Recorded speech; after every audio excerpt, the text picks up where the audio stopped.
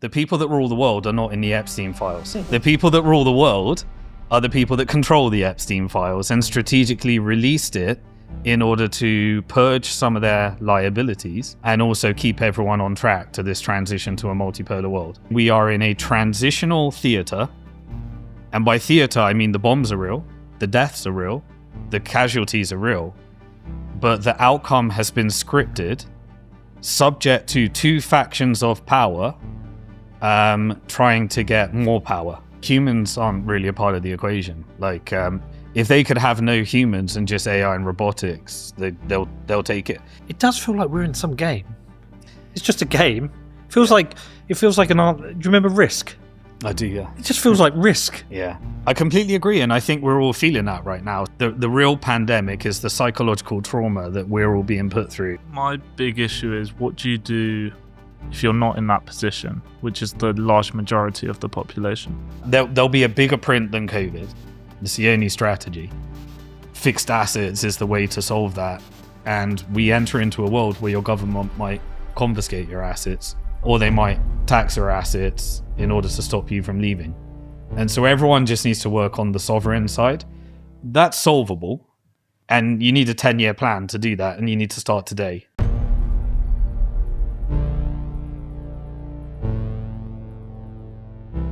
Simon, hi, how are you? All right, I'm glad to be back. Yeah, glad to have you back. We recorded back in January. It was an interesting show. I didn't quite imagine it would be as popular as it was, in the top 5 shows we've ever made in 10 years of podcasting. I had lots of people reach out to me, send me private messages saying this is blowing my mind. You described in that interview the global debt-based financial system that ultimately extracts wealth from everybody. And since then, we've had another war break out with Iran, which is having a lot of knock-on effects, a lot of fears of inflation and what's going to happen with oil prices, etc. Sovereign debt continues to explode. Living standards are getting worse. We're seeing an acceleration of AI job displacement. I saw yesterday a new website which is tracking AI job losses. So really, are we watching the end game for this financial system it's breaking, or are we just seeing another cycle and a more consolidation of power and wealth?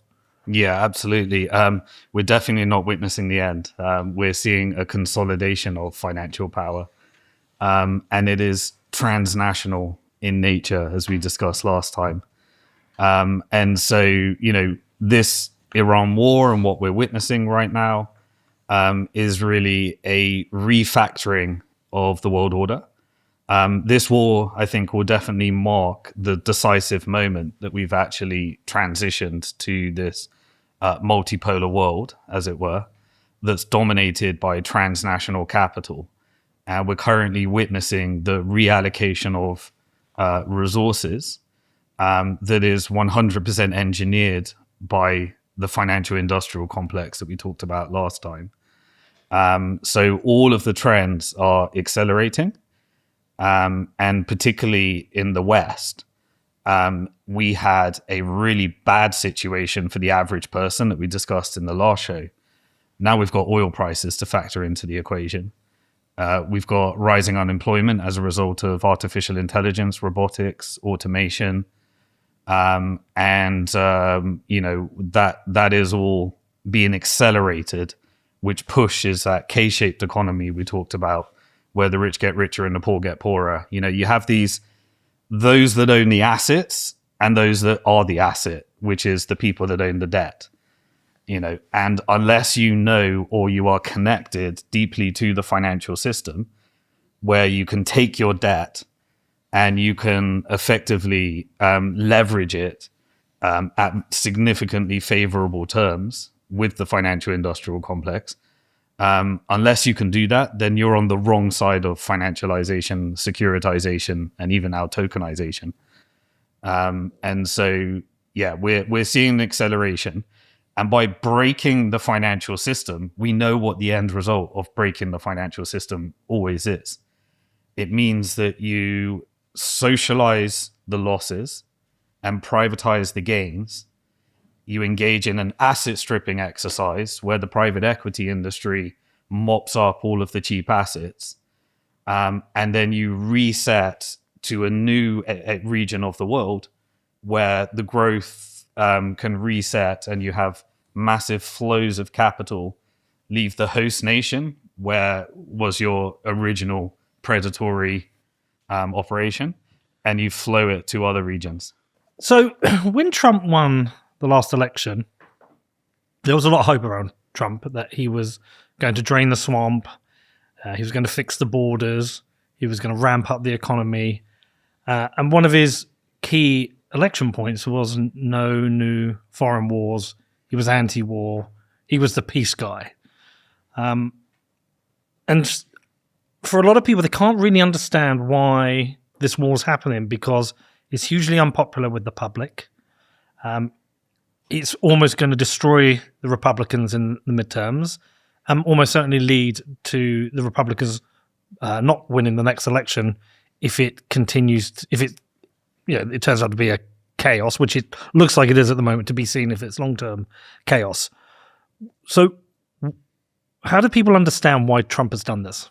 Okay, so whenever I try and understand a politician's strategy, I try to think, why was that president installed and who paid for him to be installed? And so I always default back to, let's look at the top backers of Trump and the Trump administration. At the very top, you have Elon Musk, which represents the faction of corporate power in America called the technical industrial complex. That is the weaponization of algorithms and technology and data in order to build, control grids.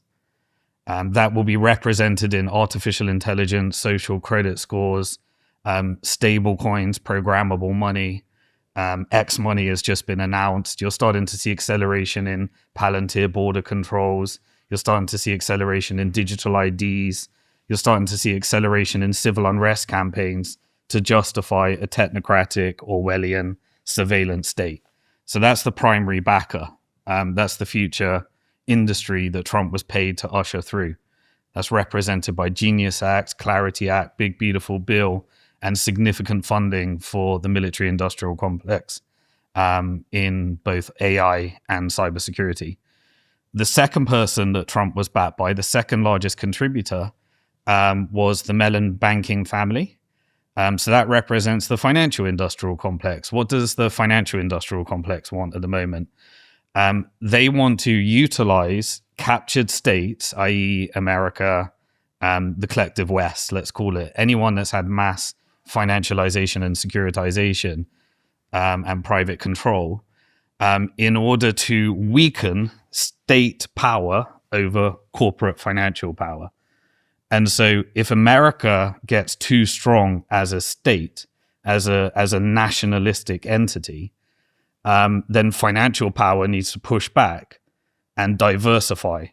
And when growth and birth rates and civil unrest are getting too disjointed to usher in this surveillance state, you diversify finances around the world. So that represents multipolarity. The financial industrial complex wants to diversify away from America, utilize America for capital markets.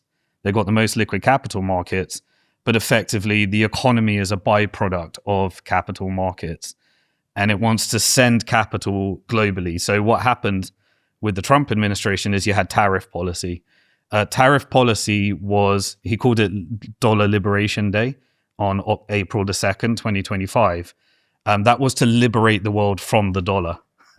And what capital markets did is they restructured currency wars and using the dollar as the dominant currency to using capital flows through exchange traded funds and ETFs to determine which countries get access to capital using Western pension system and insurance premiums and various other things. And so Trump reset the world order that meant everybody had to renegotiate, and he was an agent of chaos. His job was to, quote unquote, take on the deep state under the name of MAGA. What that means is the deep state backs the dollar.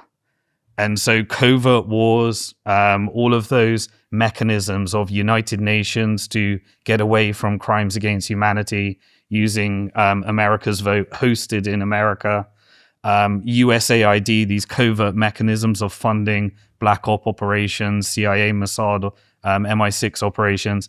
He started deconstructing those, which meant that it weakened the dollar. So ever since Dollar Liberation Day, you had a weakening of the dollar relative to gold, relative to silver, and relative to foreign currencies. And also other stock markets, like look how bad the UK economy is, but the UK stock market outperformed. The European stock market outperformed, the Brazilian stock market outperformed, the Asian stock market outperformed. So while America was being asset stripped so that the US stock market would go up, which was dominated by technology, which was dominated by government spending money on AI data centers. And if you take out the AI, it was very low growth in America. It was all government spending and financialized constructs to boost all this manufacturing of AI data centers. So he immediately set about for the financial industrial complex. And Trump is the most transactional president. It's so transparent because you can see all of his side deals, side investments that align with it, to strategically weaken the dollar and push capital into a multipolar world. He was also an agent of chaos in order to make China look amazing. Everybody renegotiated their contracts with a rational, stable market, which is China now, in the irony. So that's what he did for the financial industrial complex. His third backer was Mariam Edelstein. Mariam Edelstein is a big investor in Israel, and Israel is a subdivision of the military industrial complex. And so, Israel is the mechanism for agitating war in the Middle East. And so by committing to what many people framed as an Israel first policy, while you were destroying the empire, you have a plausible deniability story, which is, we're not doing this. America is ethical, but we're blackmailed by Jeffrey Epstein and Israel rules us. And therefore, when you see all these crimes against humanity, it's not us, it's them. And so the military industrial complex has this plausible deniability story, but it was the third lowest faction of funding for the Trump administration. So tech had the most influence, banking second, and military third.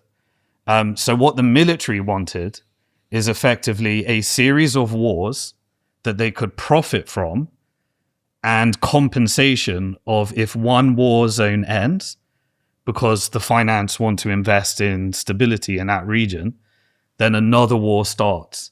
And so Trump started delivering upon that, which was a continuation of a uni-party policy. This isn't an attack on Trump. Trump is a puppet for real power, which is corporate power in America and across the West.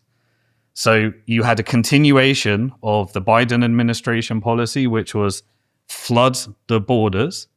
And then you had Trump coming along and saying, close the borders. Now that created all the Palantir technology, all the data. Immediately, what did he do? He created the Department of Government Efficiency. That was to get all of the data consolidated into a single database, which is managed across private interest. Palantir, Elon Musk at X, and then he put the other PayPal, all of them from South Africa, by the way. You had the whole PayPal mafia as part of the Trump administration. And then David Sachs as well. And he was there to get Genius Act, Clarity Act, and make sure that these data centers and AI data centers were all funded. They created a bit of a Ponzi scheme through the credit markets that's having some stress right now. And it was also funded with Gulf sovereign wealth money, which is why we're having stress in those markets right now. So Trump is the perfect illustration of how the power dynamics of the empire work. And so obviously all of that's going to be a disappointment because it means that the asset holder gets wealthier. Because finance is number one, they control the US military.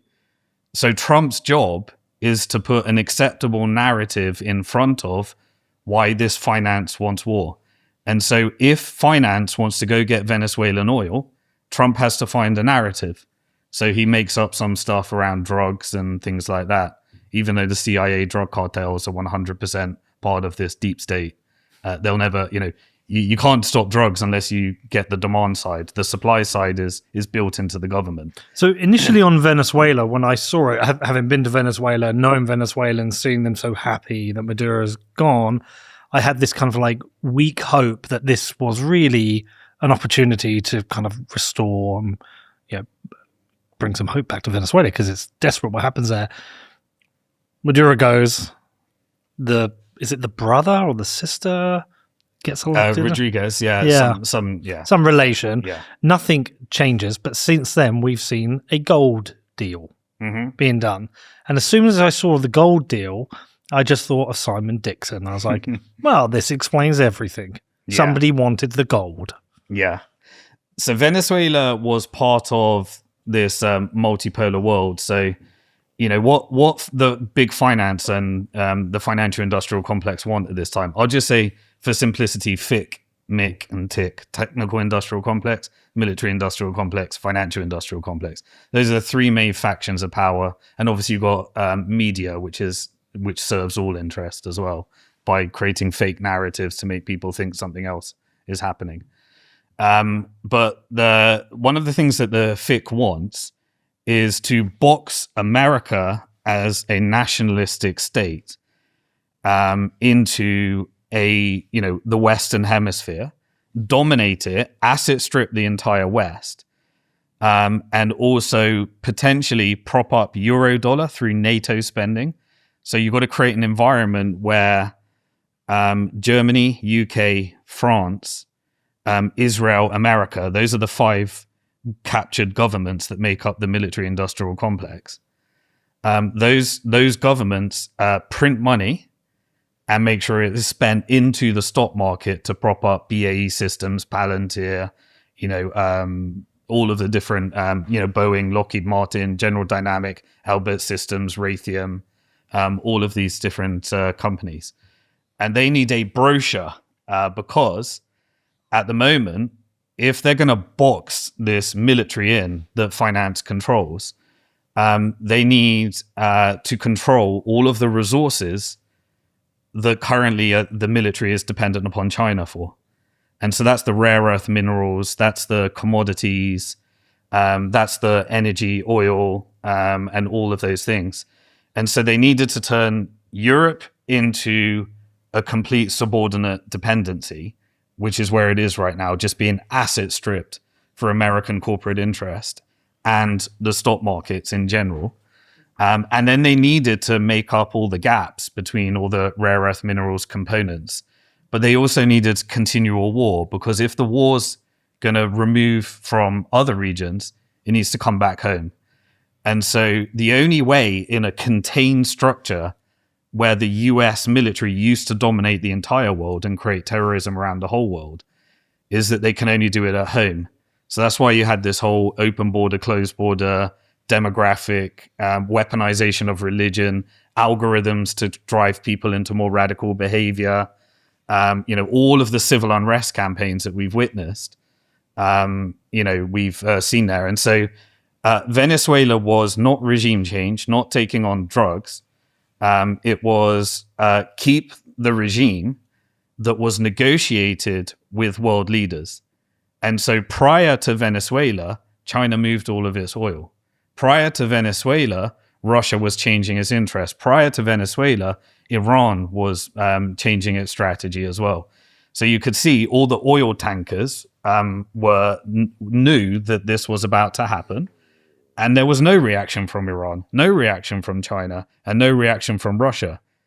We saw the same in Syria. When there's no reaction from world powers, it means world powers agreed. And so when world powers had agreed, we're going to give America access to all of these resources. They can dollarize the economy through some kind of stable coin. They can destroy the Venezuelan currency, do a currency crash, which was the precursor to Iran as well. And then you can just basically extract all the resources And that makes up the Western Hemisphere and the new order of America as the dominant force, only for private corporate interests, not for the American people, not for the European people, not for the Venezuelan people, not for the Canadians, not for anyone. And so that region is fully captured. It was a very successful operation. And Maduro, my speculation is, agreed to it. Because, Maduro, if you look at what happened, immediately the Venezuelan stock market went up 300%. That's controlled by a few banks and financial institutions and elites. It's not like across the Venezuelan people. So the stock market did incredibly well. Either Maduro was betrayed by his underparts and the whole structure remained, or Maduro was okay with it and allowed it to happen. We get a Hollywood movie around how amazing America is. They had to do this, operation that was very sophisticated. Nobody, there wasn't large deaths. And so America got its Hollywood movie brochure to give to the MAGA. And the MAGA started feeling great about war. We're like, hey, great, we're going to make America great again. We got our oil. This was a brochure for Iran. Yeah. It was a brochure. Well, it was a brochure for Iran so that MAGA could think maybe the same will happen again in Iran. And so they're thinking, yeah, in, out, very successful operation. No one had to die. And it's, they got they got the control. But the only reason it was like that was because Russia, China, and Iran effectively decided to forego some of those assets and some of their region. So it was very easy. While America is incredibly weak right now, you get a public display of strength. So what does Trump need? He needs, he changed it to the Department of War. Okay. He gave a display that we're not the war. We don't do the forever war. We're not the neocons like Biden and Clinton and all those people. We're let's go get our shit. America's going to dominate. When really it's shrinking down and it's getting smaller and smaller and smaller in terms of its sphere of influence. And so that gives the perfect narrative. And there was nobody, Trump was perfect for the job. He'll lie about everything and he's got a cult following. It's getting smaller and smaller because of the Epstein files and the war and various other things. So, but now all he does is he just tweets on Truth Social to the dumbest demographic in America. His rhetoric is getting so ridiculous that he's talking to the cult following only. The Q-tard, the person that believes to trust the plan. Can we put up that Chamath video? I want you to see this. So I saw this right after our interview, and I was like, okay. Men that run the world, period, full stop. They control most of the important assets. They control the money flows. And these are not the tech entrepreneurs. Now, they are going to get rolled over the next 5 to 10 years by the people that are really underneath pulling the strings. And when you get behind the curtain and see how that world works, what you realize is it is unfairly set up for them and their progeny. Now, I'm not going to say that that's something that we can rip apart, but first order of business is I want to break through and be at that table. That's the first order of business. And the way that I do that is by proving that I can do what they do as well as they do it. And then do it better than how they do it. Because at the end of the day, they are commercial fucking animals. Okay? And they'll open the door out of curiosity and they'll let me stay because I add value. And then once I'm there, I can open the door for other people who can try to do the same thing. So my entire goal now is to be in a position to aggregate enough of the capital of the world to then reallocate it against my worldview. And I'm not saying my worldview is the best or right, but it is mine. And at the end of the day, there are 150 other fucking guys with their worldview, and they don't give a shit what you think about their fucking worldview. That's the truth. And so why not me? Why not? Why not one of you? Why not? And so in my life now, I'm just kind of like, why not? I mean, I've got so many thoughts on that video. I mean, firstly, he's just told us how the world runs there. And I believe him because he is close to all of the tech entrepreneurs, all the investors. he's close to the money flow. And so when he tells me 150 people around the world, he's telling me what you told me, but it's no longer a conspiracy. It's one of the guys who's connected that's telling me that.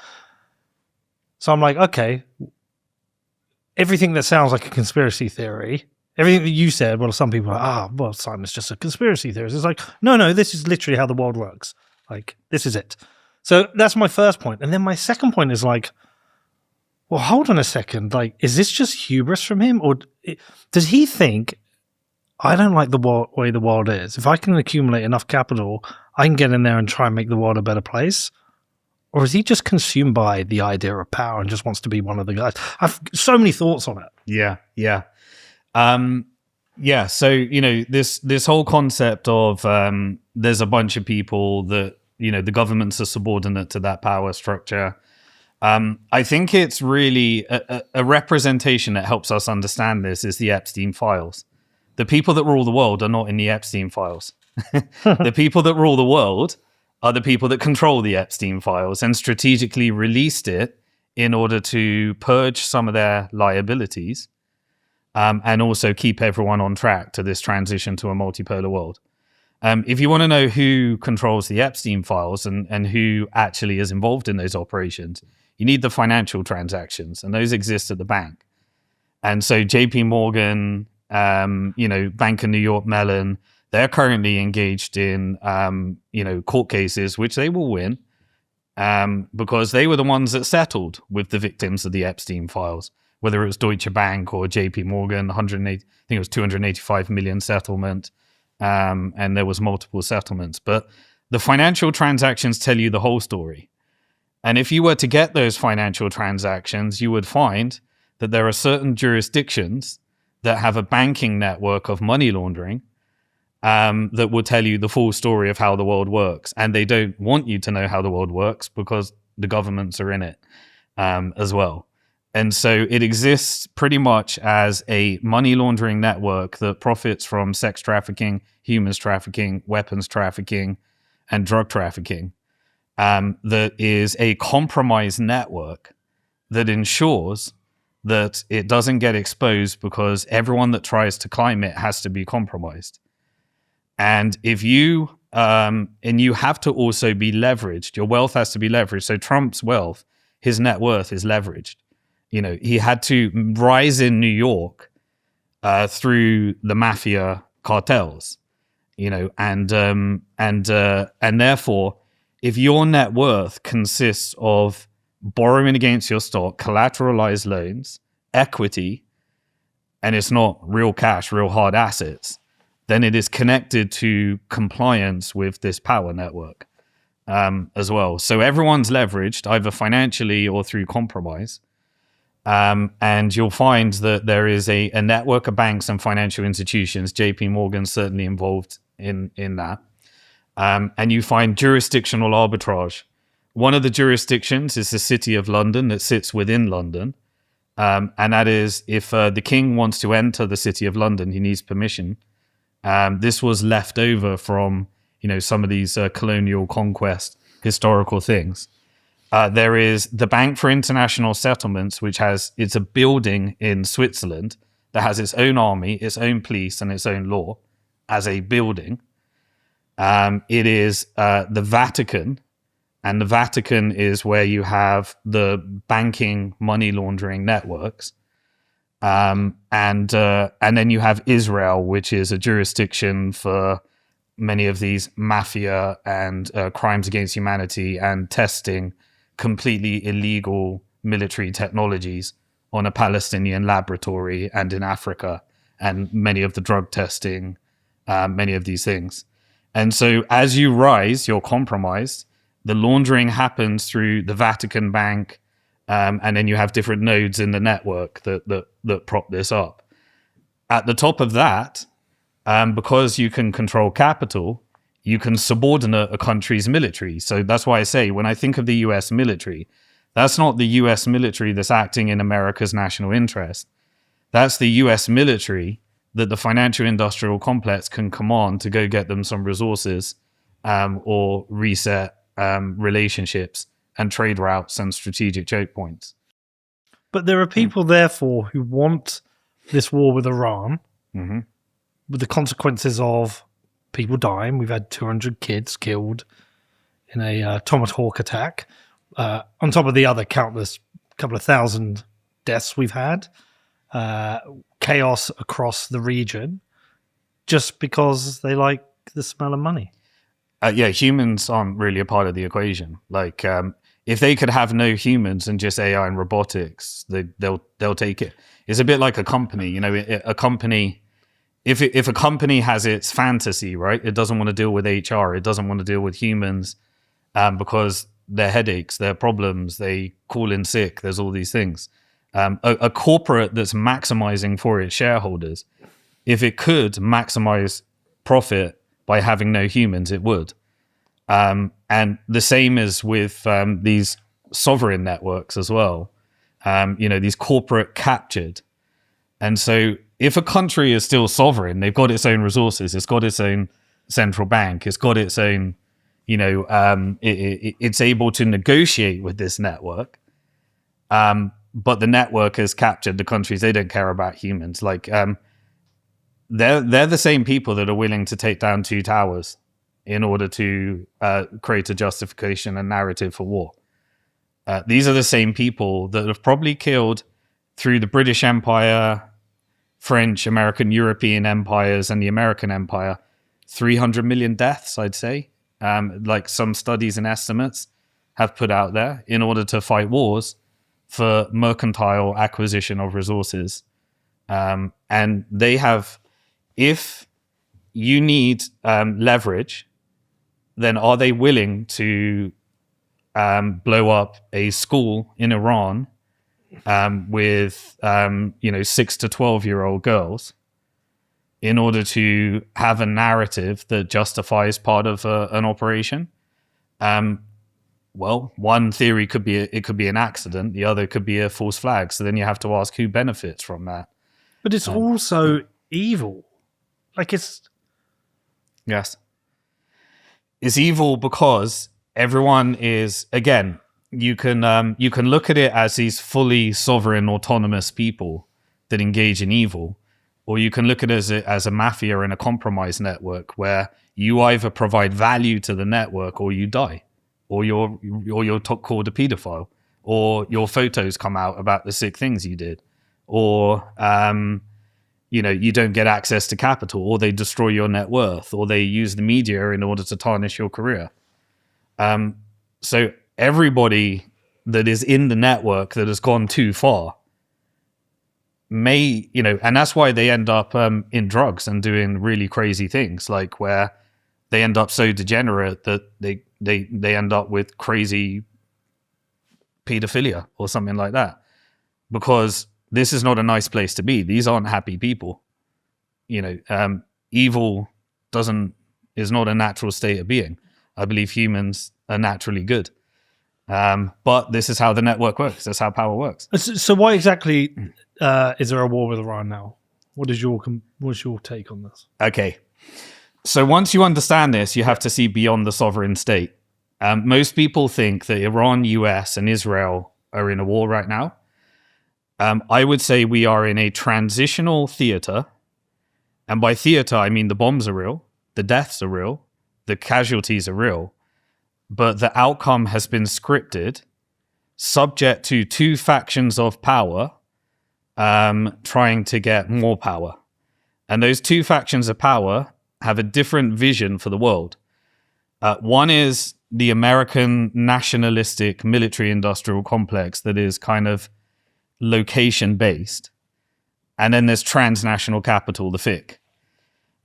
They have, I believe, negotiated an operation that is in line with this multipolar world order. So then you have to dig deep and look into what are the factions of power.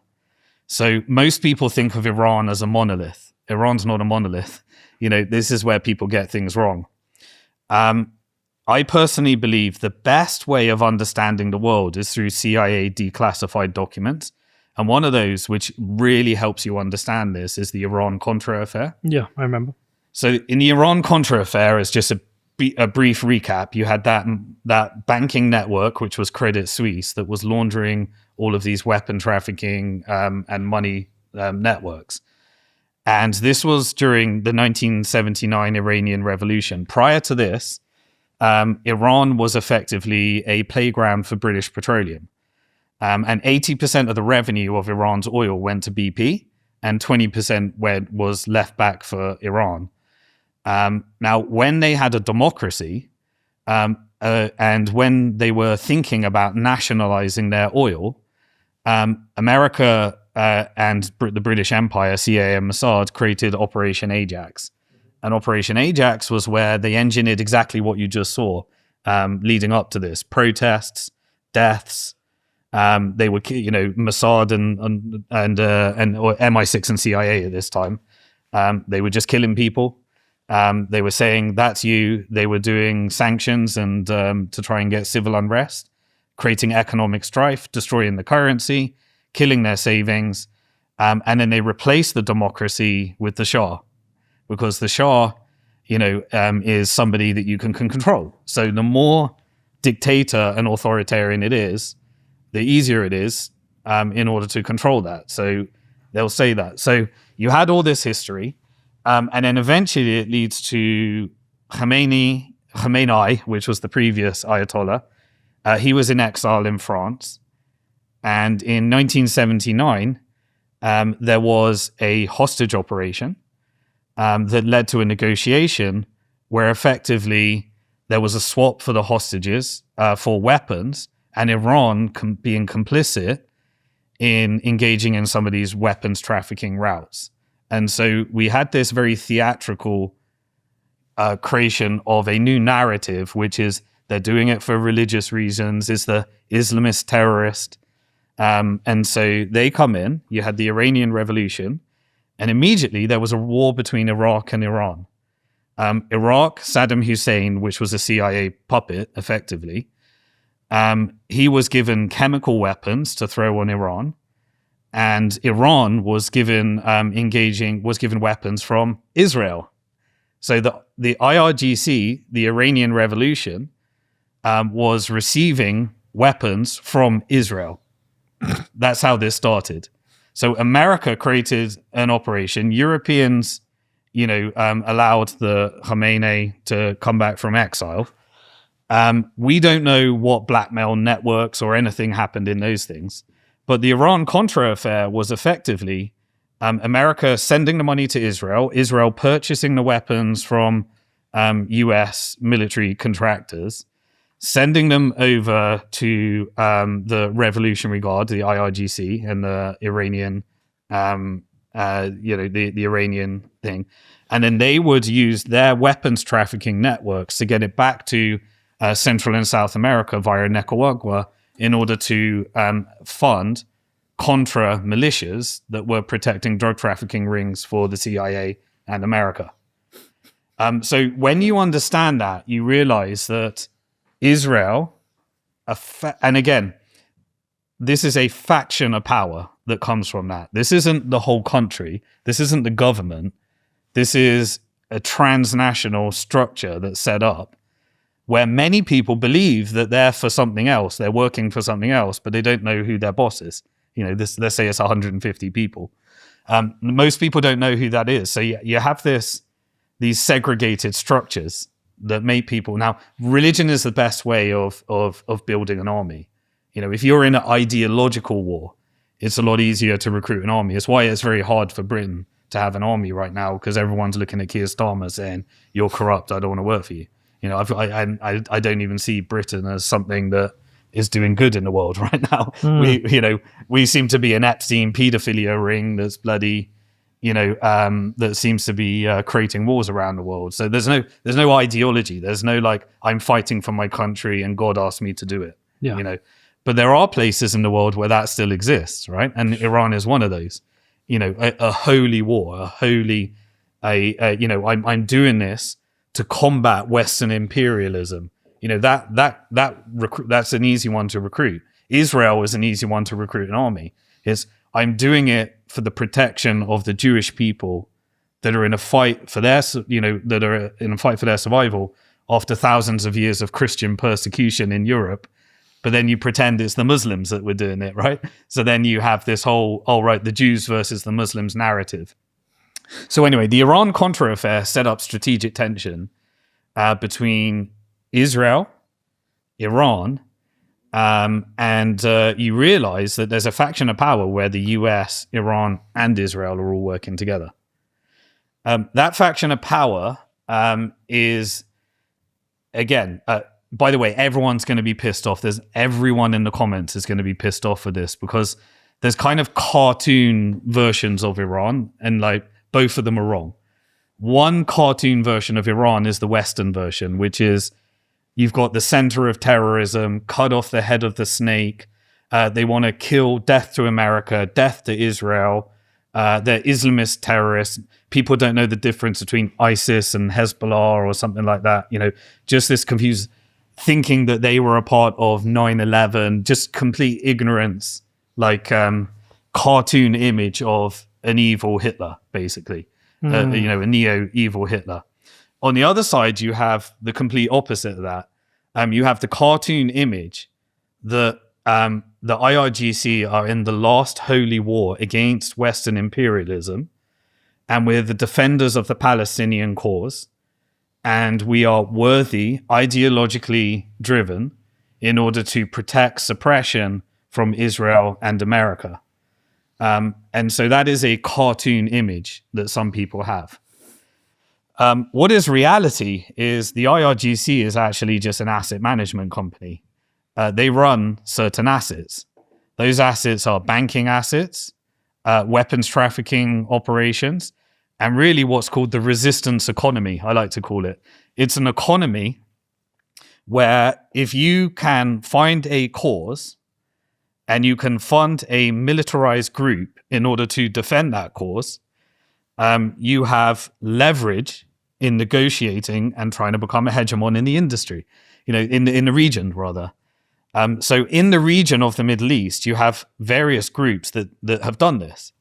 You have Western interests represented by Israel, Al-Qaeda, and ISIS that were created via co-opting Saudi Arabia and some of the Gulf countries in order to build terrorist factories that would then create chaos, and then Iran would build a resistance against it.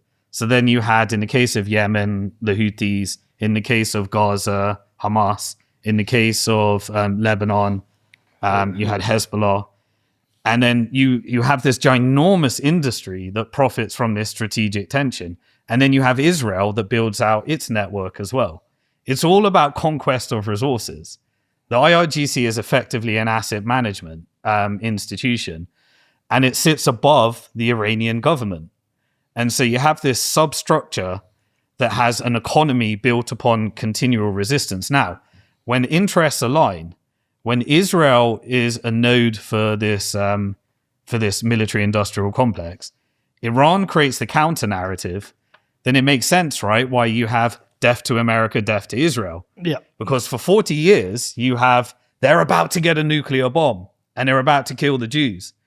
It never actually happens. It's all done via proxy and conquest of resources and land and territory that gives you negotiation leverage in trying to become a hegemon. You have Saudi doing the same in Libya, in UAE doing the same in Libya and in Sudan and various others.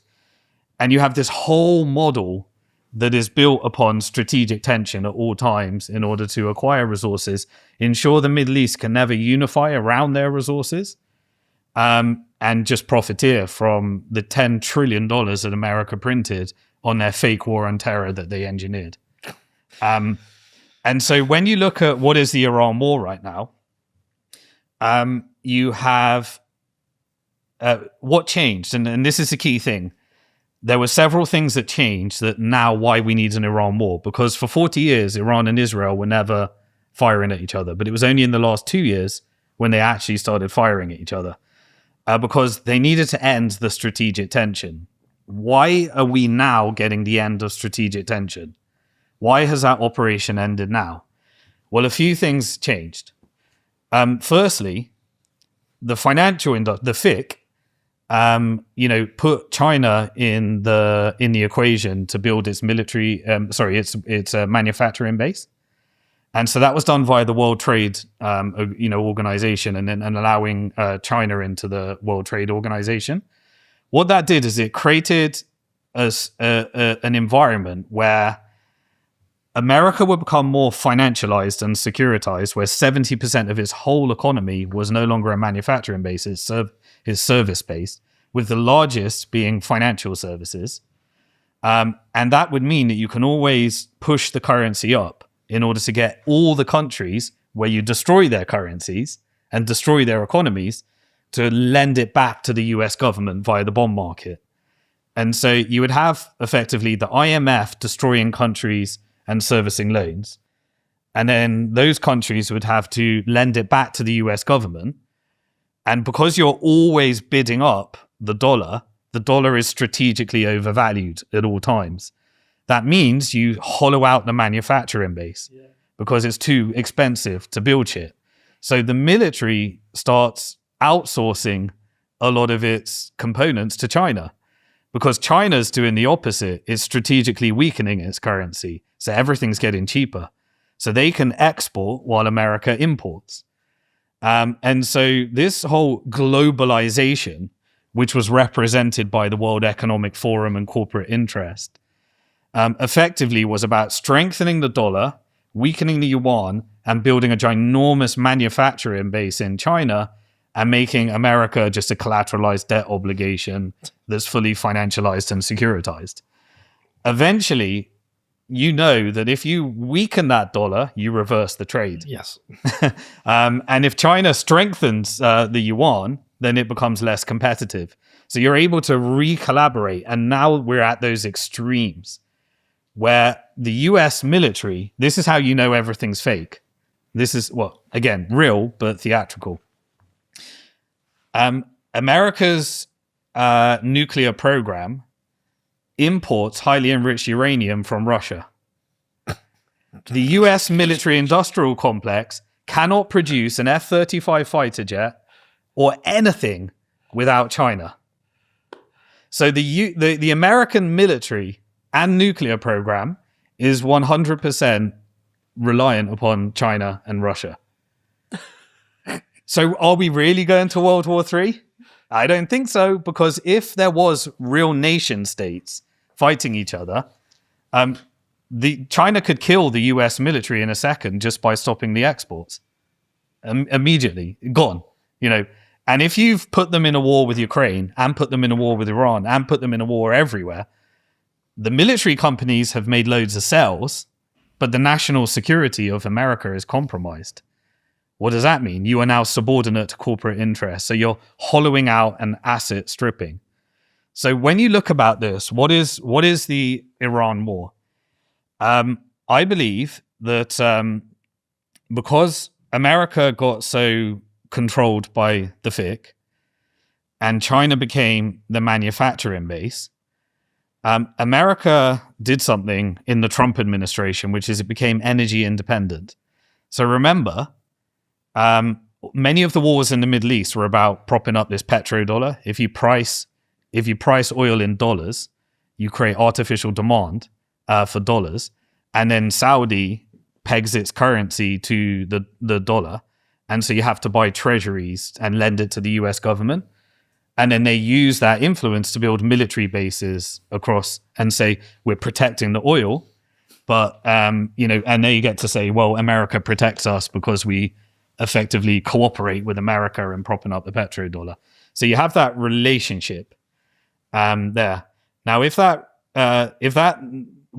America becomes energy independent, now what?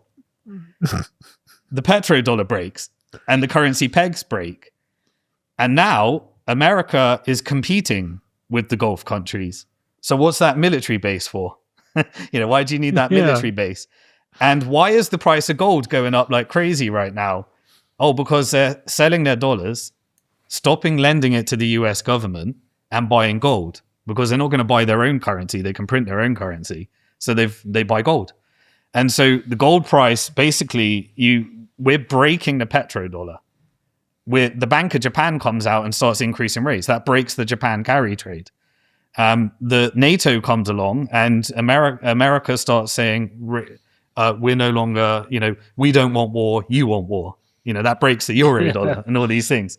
And so if you put all this together, you've ended up in a situation where, okay, so what did the Gulf countries do? They're saying, right, we're now competing with America for our energy. We're competing with Russia for our energy. Where are we getting our wealth from right now? Oh, well, we're selling our oil to the country that doesn't have oil, China. And so China's buying all of this energy from Russia, from Iran, from the Gulf countries, from Venezuela, from anyone, because it's got the world's manufacturing base. It needs every type of energy. It needs solar panels, it needs wind farms, it needs renewable energy. And, that whole ESG thing that destroyed the European manufacturing base, that was BlackRock's ESG to sell Chinese windmills to Europe, to turn off their nuclear energy, blow up Nord Stream pipeline, stop the gas getting in, and destroy Europe so they can acquire it on the cheap. And so America's now an energy exporter. It competes with the Gulf. The Gulf are looking at this saying, we've got US bases. We're not propping up the petrodollar. In fact, we're now having to sell our gold to prop up the dollar peg because the dollar's weakening. We don't want to sell our gold in order to prop up the dollar. We prop up our currency. Everything's breaking. And so what did transnational capital, what did the FIC do? Well, it co-opted the sovereign wealth funds of the world. And it said, every deal we invest in, you can also invest in. When we buy XAI, when we buy ChatGPT, when we fund all these things, you can be involved in every single deal. And we'll kill Nord Stream pipeline, and in Qatar, you can get all the liquefied natural gas contracts. We'll take some of them. America will take some of them. Qatar, you'll get some of them. Okay. So now you've got a Middle East that effectively Iran depends upon China, America depends upon China, Russia depends upon China, the Gulf countries depend upon China, the world depends upon China. And so now what are you going to do? Well, China is influencing the sovereign wealth funds because those sovereign wealth funds get their money from selling oil to China. So they're saying, I want this. I want a de-dollarized world in the Middle East. I want peace in the Middle East. I want people to buy our product. I don't want war. I don't want militias. I don't want all of this stuff. So I'll fund Iran and influence Iranian politics. I'll fund the Gulf sovereign wealth funds and influence Middle Eastern politics. I'll fund Russia, and influence Russian politics. And together, we'll build a Belt and Road initiative where we invest in Africa, we invest in the Middle East, we invest across Asia, and we undo the IMF and the Western colonialism. Not because we're competing with America, but because the financial industrial complex want the same thing and they own America. And so this transition to a multipolar world is those all regional powers. There is no resistance against it. But there is one faction of resistance. So you've got this financial industrial complex, transnational capital. There is one faction of resistance against that. That's an ideological narrative that they built up to justify war. What's that represented in? It's represented in nationalistic neocon narrative in America, where America is the best, America's the greatest, the dollar is the strength, we win, we kick ass, let's go get war, you do it or not. You need to destroy that narrative and that faction of power. Or you need to compensate the military companies somehow. Then you've got the other factions of power, the Zionists in Israel. That justified all that war. And then there's one more narrative, the IRGC at the top level and the resistance economy. So you need to take out all the militia groups, ISIS, Al-Qaeda, Hezbollah, Hamas, all of them, all of the ones that are done. You need to also get rid of the US military bases from the Gulf countries. You also need to have an Iran that is run as a government aligned with China, but not an IRGC that profits from war. Now, that faction of power is part of those mafia networks as well. All those mafia networks. So now, what is this war? This war is the agreed outcome between the military-industrial complex and the financial-industrial complex, because China now wants regional stability and Trump wants to take credit for it. That's what this is. What? Yeah. So what has happened since the war's gone on? So let's have a look at Hold on. So, right. Can you re-summarize that in one paragraph? Yes. You have the military-industrial complex, the MIC, that is aligned with hardliners in the IRGC in Iran, the Zionist hardliners in Israel, and they profit from the forever war model. Okay? Mm-hmm. Then you have the financial industrial complex, the FIC, that wants regional stability. They partner with Gulf sovereign wealth funds, they partner with China, and they partner with the reformist, pragmatic government in Iran. The reformist, pragmatic government in Iran was sat at a table negotiating with America. Oman was mediating the talks.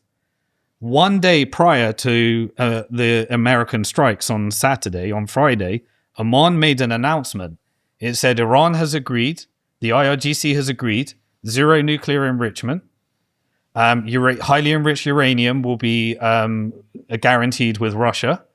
China will provide security guarantees for the removal of certain ballistic missiles. That set the framework. And who was sat around the table? The Iranian government and the more modest parts of the IRGC. I believe the negotiation continued, and part of the negotiation was America strike on Saturday, take out these people. Iran, you blow up the US military bases, and then we'll close the Strait of Hormuz. And when we close the Strait of Hormuz, we'll create a crisis in oil that sets a time frame and a deadline. And who benefited from the closure of Hormuz? Who benefited? American oil tycoons, the FIC, that have now said, hey, guess what? We blew up Nord Stream pipeline, Europe. You don't have any liquefied natural gas, and you've got high oil costs. It just so happens that there was tax policy that created windfall tax on the North Sea oil in the UK. All right, so now coincidentally, all the oil industries in carnage. So Norwegian sovereign wealth fund is filling in the gap, and then what happened? Europe negotiated with Qatar. So Qatar said, "Here's your liquefied natural gas." What was the first target they hit? They hit the production of liquefied natural gas in Qatar. They did the US military bases and the liquefied natural gas production in Qatar. Europe's in disaster. America comes along and says, right, they know what the time frame of how long the Strait of Hormuz is going to be closed, the financial industrial complex. Why? Because it was the insurers that did it. Insurance said 75% premium on all shipments. So the insurers, with the factions of power in Iran, shut the Strait of Hormuz. America comes along and says, we're going to sign probably negotiating right now, a 20-year fixed term agreement to provide liquefied natural gas to Europe, to UK, and we'll take that contract. Qatar, screw you. Russia, screw you. This is ours. What did Russia do? Russia said, oh, by the way, we can get liquefied natural gas and oil everywhere. Who wants it? So China gets it. India gets it. All the Asian countries that went into crisis because Japan needs to import all of its oil. South Korea. So you had a crash of the South Korean stock market, the Japanese stock market. The American stock market was kind of okay because it was propped up by energy companies and military stocks. But you effectively, who was won from the closure of Strait of Hormuz? Russia. And America and American oil interests. So now, because they've said they're going to remove the sanctions on Russian exports as well, right? What else did you get to do? All right, those military bases in the Gulf countries, blow them up. So Iran blew them up and targeted them. They didn't touch the Gulf countries. They touched the US bases. And all of the diplomacy was around Iran saying, we are not attacking you. We are expelling US from the region. They also said, anybody that wants to get their shipment through to the Strait of Hormuz, you just need to do two things. You need to remove your Israeli embassy and your US embassy, and the Hormuz is open for you. And so they are effectively expelling the US from the region for China. And so now you get the US military bases. What are those Gulf countries going to do? What did they immediately do in reaction? They didn't bomb Iran. They didn't retaliate militarily. They said, we will protect ourselves. And so they're depleting their interceptors that they bought from American military. So now Iran is depleting. Israel is depleting, is targeting Israel. Israel's having to blow up all of its defense. Every bomb makes a shit ton of money. All of this makes, this is billions and billions of dollars. So Israel gets weaker and weaker and gets burdened with debt. The stock market in Israel does really well because it's military based. Then you have the weakening of the US bases in the military. And effectively, what have you done? What is the end result of this going to be? The end result is that the Strait will open. Oil prices reset the world order. You have you have a series of mechanisms that will be announced. And what was the main mechanism when the price of oil, by the way, $115 kills, that's global financial crisis if you have $115 oil for a sustained period of time. What was the mechanism to push the price of oil down? Sanctions relief for Russia. So they announced sanction relief for Russia and the price of oil crashes. Kills me. The G7, they say we're going to release our strategic petroleum reserves. 400 million barrels, right? Yeah, that's 3.7 days of global oil trade. So it's insignificant, but you drain the G7 of their strategic petroleum reserves. Most of it will come from America. So you drain the strategic petroleum reserves. You have to replenish all your military. You have to replenish all your oil and your strategic reserves, and your bank. This is it. Now, what is the end result? Is that effectively, if you think of where did the term Middle East come from? The term Middle East came from the British colonial empires, where Britain was looking eastwards and saying this is the middle of the world, and we need their oil. So the Middle East was a colonial term, but it was originally West Asia.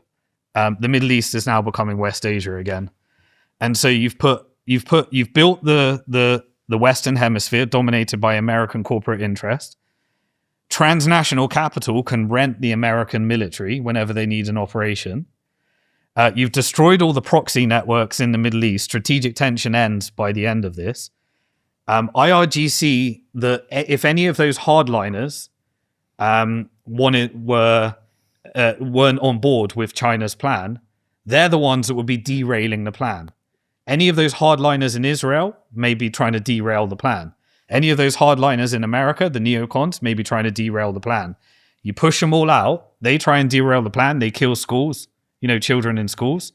They blow up, they try and get Saudi Arabia to retaliate. They start doing false flags all across and say, that's Iran, that's Iran.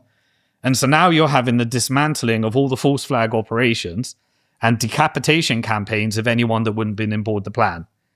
You replace Khamenei with Khamenei. And Khamenei, who was cooperating, I believe, and negotiating, probably agrees to a regime change. I don't know the details of that, but it's not a regime change because you can't destroy Iran. If you literally did a real regime change, it would the region would be in chaos. This is Syria with 90 million people, at one of the most extensive military mights in the world. You can't do that. All of the protests were 100% manufactured. Like you don't have a revolution where the people uprise and then take over one of the largest militaries in the world. That only happens if you have an alternative military and the military goes with the revolutionaries, and then you have a coup. There was no coup. There was no army. It was just literally kill the currency, which Scott Percent admitted to. Lindsey Graham said Mossad were on the streets. You create economic circumstances which are a disaster, so destroy all their savings. Get an internet blackout, and what do I think IRGC were doing?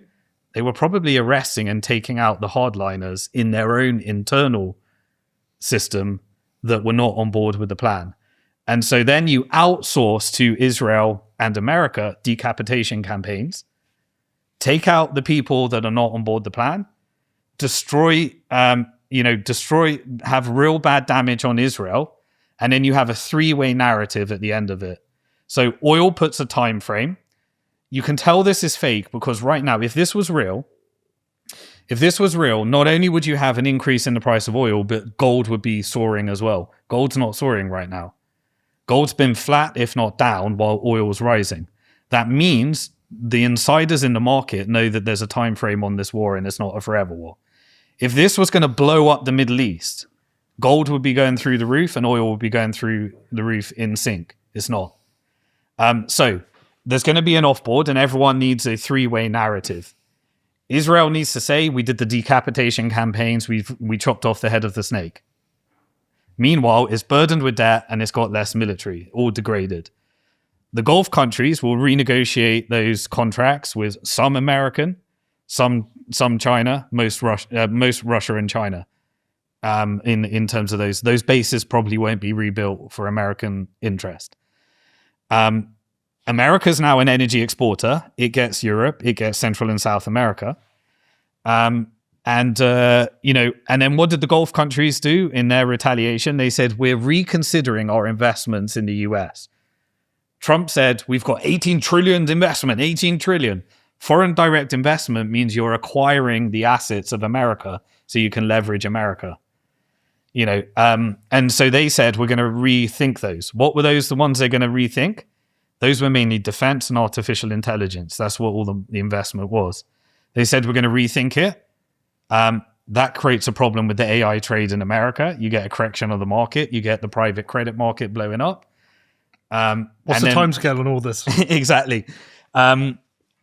What is happening in April? In April is the China summit, which is a meeting between President Trump and Xi Jinping.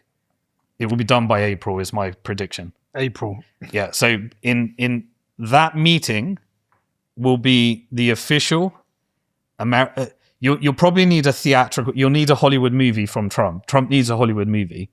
So he will probably do something similar to the 12-Day War, where he had Operation Midnight Hammer. He came in with the B-52 bomber, America looking like the king of the world, comes along, strategically takes out some of the highly enriched uranium.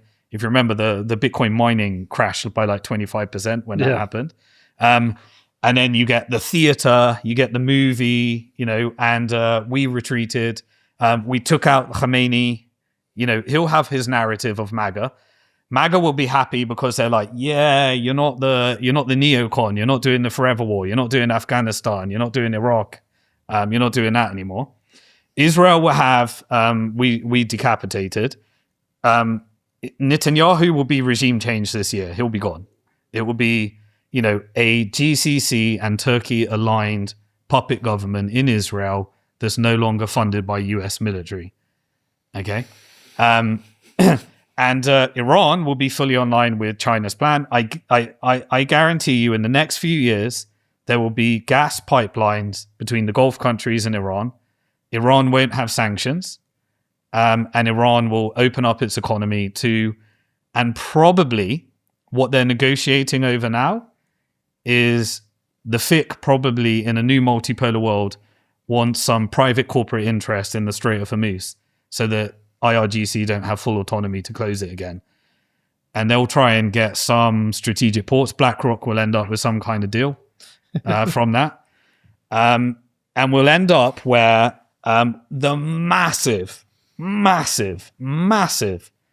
amount of money that can be made from deals in Iran, deals in Syria, deals in Lebanon, deals in the Gulf countries, deals across Saudi. It will be the highest growth opportunity in the world, and they will sit between a falling US empire, which is increasingly vassalized, and a rising China that's building out Africa.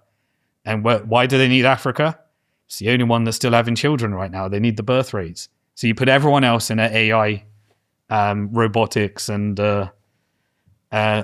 police state, so you can deal with all the civil unrest that comes from it. So if you are now losing your primary source of profit, which was war in the Middle East, you need civil unrest within Europe, but not where it affects the stock market, just where it extracts wealth and extracts more resources. But we can't have absolute chaos, so we need Palantir. We need a police and surveillance state. We need digital ID. We need central bank digital currencies. What else did happen? Taiwan, this is interesting. What happened during this war? They said in order to preserve energy, because not Taiwan, Thailand, sorry. In order to preserve energy, everyone needs to stay at home, work from home. The pandemic narrative ain't going to work again. So now they've created another one. In order to preserve energy costs, please everyone stay at home. We need to save energy while we deal with this crisis. Do you know simulation theory? I haven't looked into it too much, but I'm aware of it. Yeah, the premise that we've gone since the invention of computers to now over really decades, really, that you've gone from a computer that can do basic math to be able to create worlds like Fortnite. Give it another 100 years, you'll be able to probably recreate human existence, the world that we live in, as a simulation. That's the thesis. And if you can do it, you do it thousands and millions of times. So we're probably in a simulation. It does feel like we're in some game. It's just a game. It feels like an art. Do you remember Risk? I do, yeah. It just feels like Risk. Yeah. I completely agree, and I think we're all feeling that right now. So on the psychological level, getting down to the micro, the humanitarian cost of this is an absolute pandemic. The real pandemic is the psychological trauma that we're all being put through. Are you feeling it? Oh, 100%. I feel it. My world is not the same world that I understood or knew, and How certain are you in your thesis here? I'm not certain on the detail. I could get lots of details wrong in that, but I'm certain on how the world is governed. Now, sorry, Simon. For me, at my age, it seems like I'm trying to make sense of it. Is it bad timing for me, or has it always been like this? It's always been like this. You're just but is it collapsing now? You're just in the wrong region of the world, because what you're experiencing right now is 1% of what people experienced on the wrong side of these bombs. You're getting the tamed down version, and we're all going crazy, right? We're all like becoming absolute nuts, and we can't have children, and we're all going crazy, right? The rest of the world has been on the wrong side of these bombs. We're only getting 10% of what they got.